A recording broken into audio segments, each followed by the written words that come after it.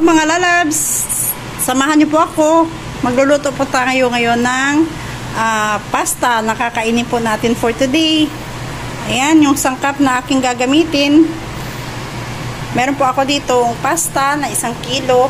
Healthy po na pasta itong gagamitin ko kasi meron po itong malunggay at carrots na nakalagay na po sa kanyang pasta. Meron po tayo ditong chilies, garlic, tsaka itong ating shrimp. Ito lang po yung aking magiging ingredients sa aking lulutuin pasta sa ngayon. Kaya ayan guys, samahan nyo na pa ako. Simulan na po natin.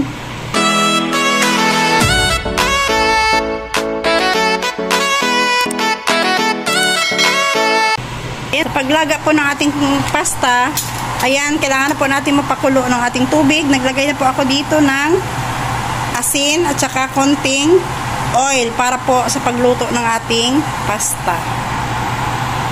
Ayan, habang mainit at kumukulo pa itong ating tubig, ayan, ilalagay na po natin itong ating pasta. Ayan po siya guys. Ayan mga lalabs, sa pagluluto po ng pasta, kailangan wag po natin itong i-overcook. Ako, pag nagluto ako ng pasta, niluluto ko lang po ito ng 8 minutes. Kailangan po talaga nakalubog sa tubig itong ating pasta para pantay-pantay po ang pagkakaluto nito. Ayan mga lalabs, after ng 8 minutes natin, ayan, luto na po itong ating pasta. So, i-drain na po natin ito sa tubig. Drain na po natin siya at isit aside na po muna natin. Prepare na po tayo dito ng ating pan. Next is maglagay po tayo dito ng oil. Olive oil po yung ginamit ko dito sa ating paggisa kasi po yung magdadagdag po ng lasa or sarap sa ating lulutuing pasta. And then, ayan, magsusote po tayo dito ng garlic hanggang sa maging golden brown po itong ating bawang.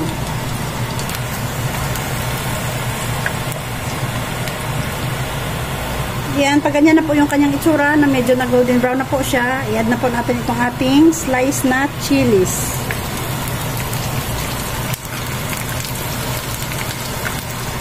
Isutay lang po natin ito ng saglit and then i-add po natin ito sa ating oil. Yan, tanggalin po natin siya sa oil para hindi po ito masunog.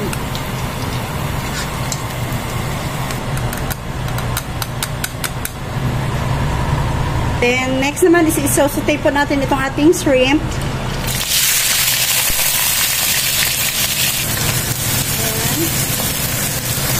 Ayan, isutay lang po natin itong ating shrimp hanggang sa maluto na po siya. Saglit lang naman po maluto itong ating shrimp.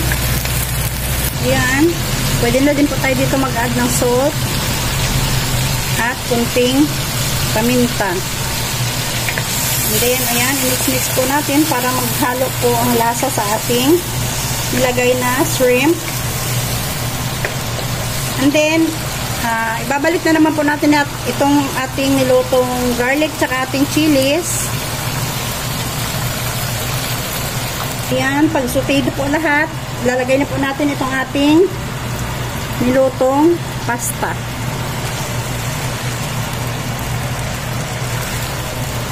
And then, i-mix-mix po natin lahat hanggang sa mag-well-combine po ang lasa nitong ating nilagay na ingredients saka itong ating pasta.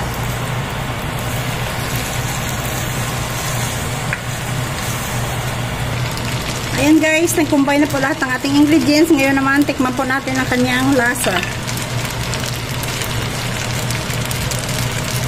Tayo ng isang shrimp, tsaka konting. Parang hindi natikim to parang kain na to Ayan siya guys, ayan tikman natin. Ayan guys, medyo kulang po yung kanyang lasa. Mag-add lang po tayo dito ng konting salt. Ayan, at konting paminta. Ayan. And then, i-mix-mix po natin siya ulit para mag-combine ang kanyang lahat ng lasa.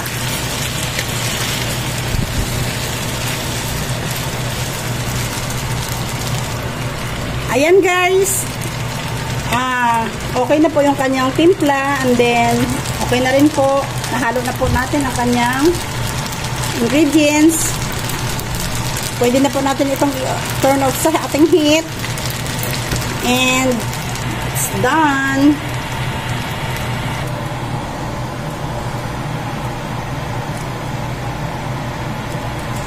And this is our final product of garlic shrimp pasta. Ayan siya guys, oh.